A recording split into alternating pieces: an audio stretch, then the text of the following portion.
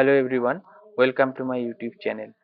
In this tutorial, I'll be explaining about a few parameters which are commonly checked after MD simulation to analyze the simulation result. And in next section, uh, I will be explaining how to retrieve this data from the GROMACS output through command line interface. Okay. So the first parameter is RMSD, that means root mean square deviation. So I suggest you to watch my tutorial 9 for detail about the root mean square deviation. I have explained in this tutorial about the root mean square deviation. You can check that. And next, root mean square fluctuation. This root mean square fluctuation explain the flexible region of that system. That means it may be protein chain or different amino acids which are present within the protein chain. So let's check the RMSF plot of one protein. So this is the RMSF plot of a protein molecule, and you can see along the x-axis the number of amino acid. It start from 1 to 500. That means the protein chain is 500 amino acid long, and along the y-axis is the fluctuation range. So you can see the two terminal region, the N terminal and C terminal, is highly flexible, and the region around amino acid 150, it's also flexible. So these are the flexible region. So this is the protein chain, this is the N terminal region, and this is C terminal region. So usually it is seen that the beta turn regions or loop regions are highly flexible in comparison to the alpha helix region. Okay, so through RMSF plot we can check the flexible region of protein molecule or other biomolecules. The next is radius of gyration. So let's understand it with one example. So this is a flower bud. Okay, so you can compare it with a protein molecule, and these petals are like the chain of a protein molecule. So now this bud is structure is globular, like a globular protein. Okay, so it has radius. Okay, but when this flower bloom, that means this petals opens, so its radius increases. Similarly for protein molecule, when the protein molecule unfold, its radius increases. Through this radius of gyration, we can check whether the protein is present in its compact form or whether it is present in unfolded condition. So during MD simulation of protein ligand complex, if the radius of gyration increases, that means the protein is unfolding. Or if you are checking the protein folding through MD simulation, so if the radius of gyration decreases, that means the amino acid chain is actually folding to form a compact structure. Okay, so that is the concept of radius of gyration. Next is solvent accessible surface area. Okay, suppose this is a protein molecule and this is water molecule. So the area which can be touched by this water molecule, that means accessible to this water molecule, is the solvent accessible surface area. So this protein has several clefts where this water molecule can enter. Okay, so this total area which is accessible or can be touched by water molecule or any solvent is known as solvent accessible surface area. So this, when the protein unfolds, so it become more accessible to the solvent. Okay, so through solvent accessible surface area we can identify the hydrophobic region, hydrophilic region, or several other factors. Okay, whether the protein is present in compact form or not. Okay, and the next parameter is hydrogen bond. So in case of protein ligand complex simulation, we can check the number of hydrogen bomb which is forming during simulation between the protein and ligand. It can also be checked in case of only protein, different hydrogen bond formed during the simulation. Okay, so along the total simulation period. So these are the few parameters which are commonly checked after MD simulation to test the result of MD simulation, how the simulation went, okay, the quality of the simulation, and to analyze the output of the MD simulation. And now I am going to show you how to retrieve this data. So after MD simulation, we get this kind of output. That means trajectory file, XTC, TPR file, structure file, .gro, index file, and topology file. So these are the commands. So initially after MD simulation, we have to remove the periodic boundary condition from the MD trajectory. And for this, this is the command for correction of PBC, that means periodic boundary condition. And let's open this folder in terminal and type this command or copy or paste this command. It uses the input .gro file and TPR file, sorry, .tpr file and .xtc file. And now we have to center the protein within the simulation box, and also we have to remove the periodic boundary condition. So paste this command,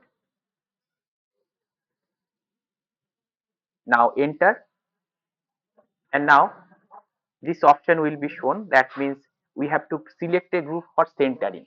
So here you can center the protein backbone or protein or C alpha. So I am choosing number 4, that means protein backbone. But as a output, I want total system. Okay, just we are centering the backbone, its reference structure, but as output we are selecting the system, that means 0. Then enter. So now we will get a new trajectory file where the periodic boundary condition has been removed and the protein has been centered within the simulation graph. And now on, we will use this refined trajectory for our further post simulation analysis.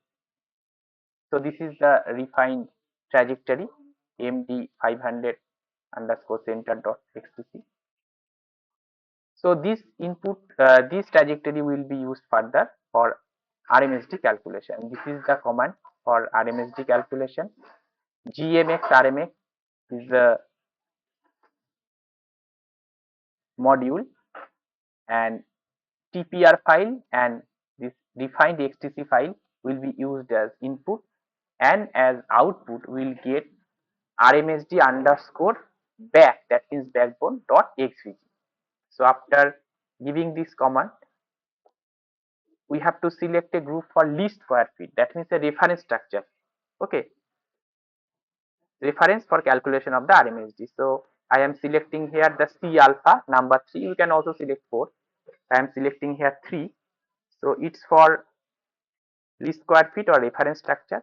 And as output, we want to calculate the RMSD of protein backbone. So select 4 for calculation of backbone RMSD.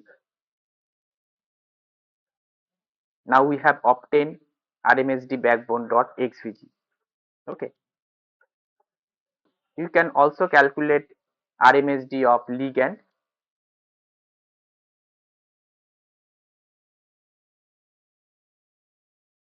Here for least square feet, I am selecting C alpha. And for output, that means RMSD, we are calculating RMSD of ligand. So select group 13, it's for ligand, and then enter to get the ligand RMSD.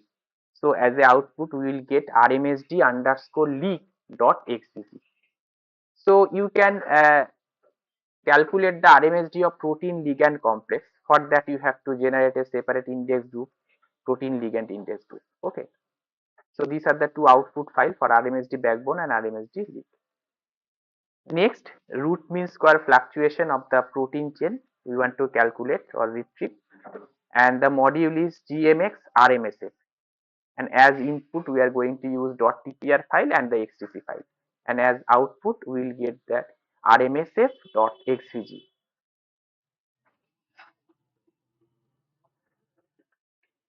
Paste this command and we have to select the group.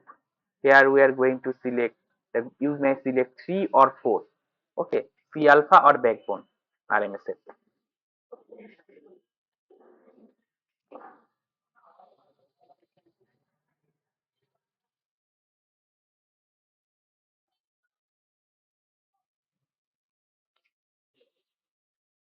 Next is radius of gyration, and this is the command gmx gyrate.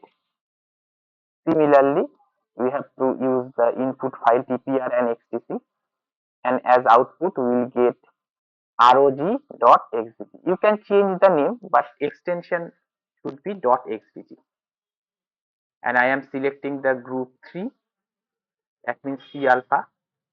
For calculation the radius of gyration, you can choose group 4, that means backbone.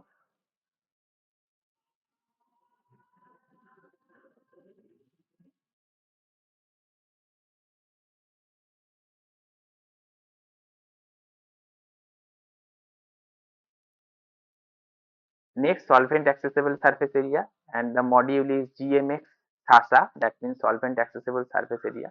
Inputs are same, and as output we will get area.xvg, and time unit is in nanosecond. Okay. For solvent accessible surface area, we have to choose a group.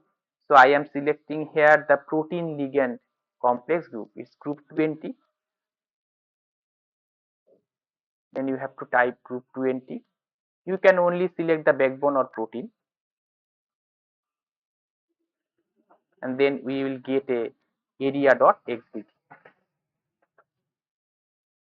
Now we are going to calculate the hydrogen bond which are formed between the protein and ligand. But before doing that, I am going to reduce the frame number of the trajectory, because this is 500 nanosecond simulation. It's very large simulation. So I want to reduce it. It contain total 50,000 frames, but I want to reduce it 500. So we have to keep 100 frames.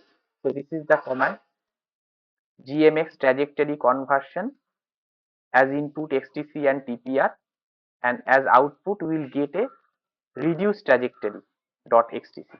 We are skipping 100 frames, and we are selecting the system. That means we want the trajectory data of whole system. Okay. So now this is the reduced trajectory .xtc, and this trajectory will be used for calculation of hydrogen bond. So for calculating hydrogen bond, as input I am using, instead of MD 500 center.xtc, I am using reduced trajectory.xtc. But TPR file should be same, and we will get hb.xvg, that means number of hydrogen bonds which are formed between the protein ligand complex, between the protein and ligand. For that we have to select two groups between which the number of hydrogen bond will be calculated. So just paste this command, enter, and we have to select two groups.